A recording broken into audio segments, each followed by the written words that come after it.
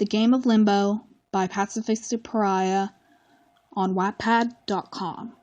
Part 1. Illusion, Confusion, and Condemnation.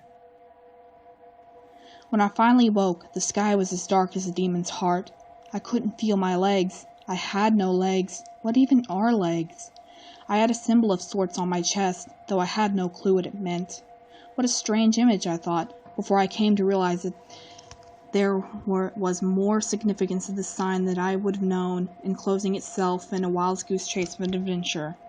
As I walked through the emptiness of it all, I came across a strange figure. It had legs and dark feathery attachments on its back, which I would soon learn were known as wings.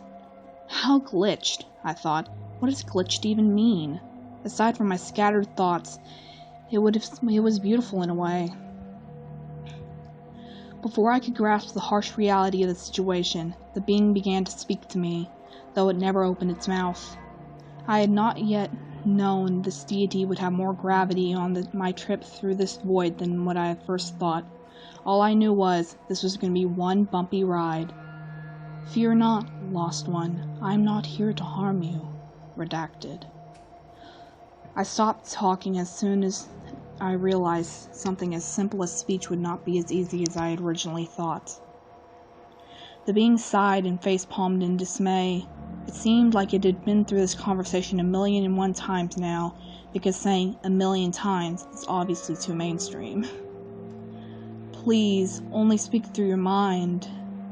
Any time you shall attempt to talk, your speech will become distorted with the sin of the void. I took their word for it and started to think all I wanted to say.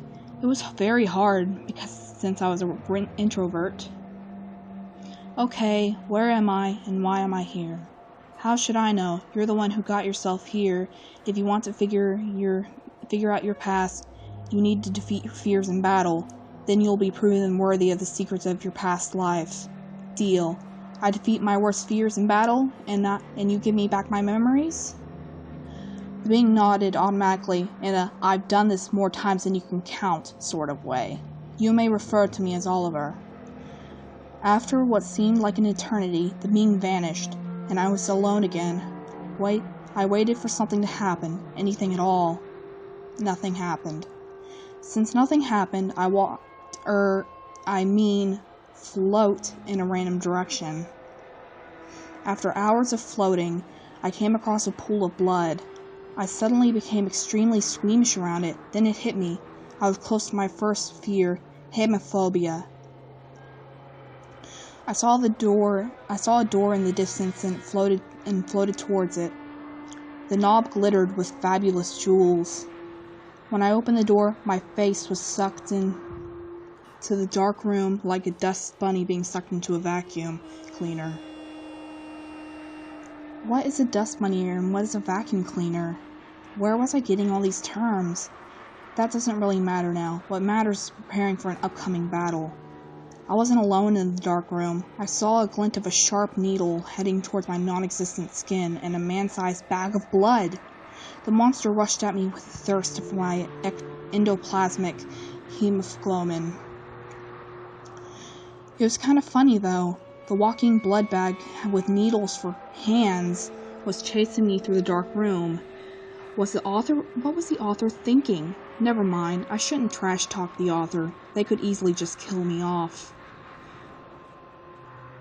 I tried to talk to the monster out of fighting me, but it didn't seem too fond of my pacifistic ways. I guess fighting you's the only way out. But wait, I didn't even have a weapon. How was I supposed to kill this thing without some sort of fighting apparatus? Then it hit me. My weapons were the monster's arms. How else would it be drawn to me like magnets? Well done, author. Good job at making this so hard. Not. Who are you even talking to? I'm not talking, I'm thinking. Whatever. I charged at the monster with the speed of a ram, then stopped and evaded it. My movements were sudden and erratic that the monster eventually cut itself with its own needles, causing blood to flow out of the bag, slashing me with viscera. I shivered, hating the blood. Even though I beat the monster, I was still afraid of blood, and I will always be. I ripped the needles from its body so I could use them as weapons against my next enemy.